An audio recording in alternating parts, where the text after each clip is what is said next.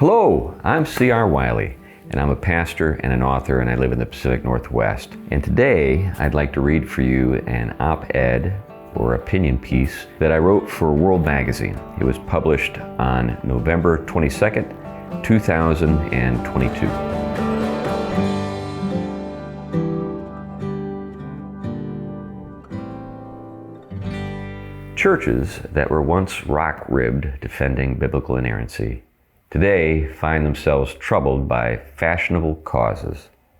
My denomination, the Presbyterian Church of America, formerly home to D. James Kennedy and R.C. Sproul, is debating whether or not a man who self-identifies as a gay Christian can be a church officer in good standing. Happily, our most recent General Assembly approved an overture that unequivocally prohibits self-identified homosexuals from holding office. But now, it is passing through the presbyteries, and its ratification is in doubt.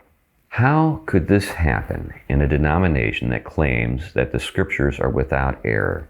The cultural tsunami, known as the sexual revolution, is what happened. And many people in conservative churches are alarmed by the sensation of water lapping around their ankles. Somehow, the flood has gotten in. In part, the water got in through subtle misreadings of doctrine. We can't do much about the tsunami in the near term. Eventually it will dissipate and leave so much damage, no one will be able to deny its destructive legacy. But in the meantime, we can stop the leaks. What follows is a humble attempt to do just that. Since Presbyterians are Reformed, unsurprisingly, the misreading concerns the doctrine of grace. Since we're not saved by works, it follows our works are equally powerless to save us. So far, so good. But there's an adverse side to this. There's a tendency to see sins as equal, even interchangeable. You're tempted to have intimate relations with someone of the same sex? Well, I'm tempted to cheat on my taxes. No difference, right? Not so fast. Personal salvation isn't the only consideration. It isn't even the primary one in some instances. If right and wrong can be cut to fit a Procrustean bed of personal salvation, where does that leave the rest of the world? As important as personal salvation is to you, the Bible addresses your salvation within a larger set of concerns. One of those concerns is the created order. Another is the new creation. And when it comes to those things, the structure, meaning, and trajectory of creation are directly tied to procreation and family life. Grace doesn't destroy those things, it restores them. A subtle misreading of grace can occur quite subtly, though. I think it has in this case.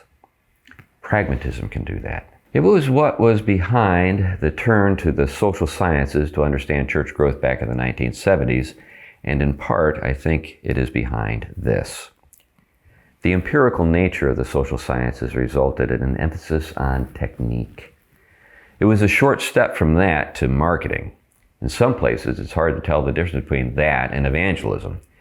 What followed was market research and church leaders holding moistened fingers to the zeitgeist to see which way it was blowing so that it could set their sails, relying on surveys, for example.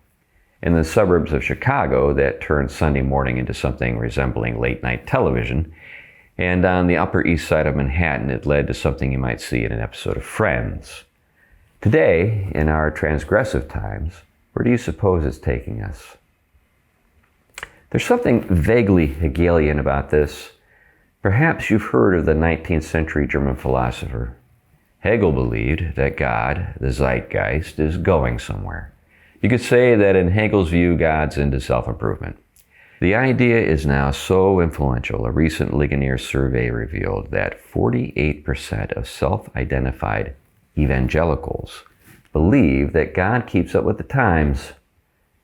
It seems democratic and fair-minded to look for the good in everything, even the sexual revolution and identity politics. Take a little of this, and combine it with a little of that, and you might get the next big thing. Maybe the next big church. Sometimes it goes by the name winsomeness. Sometimes it's just heresy. We don't worship the spirit of the age. We serve the God who transcends it. And with him, sometimes both and isn't an option. Sometimes things really do come down to either or. And sometimes things are fait accompli. For example, male and female he made them. That's a truth we're supposed to build a world on. And it's more than the basis of family life. It reflects the world to come. The old quip, God made Adam and Eve, not Adam and Steve, applies to that too. Remember, the New Jerusalem is a bride adorned for her husband. And this is just one of the reasons why some men are disqualified from holding office in Christ's church. Those who identify with a distortion of nature keep us from seeing what grace restores. Some of my winsome brothers worry, what will it say if we pass the overture? I worry, what will it say if we don't?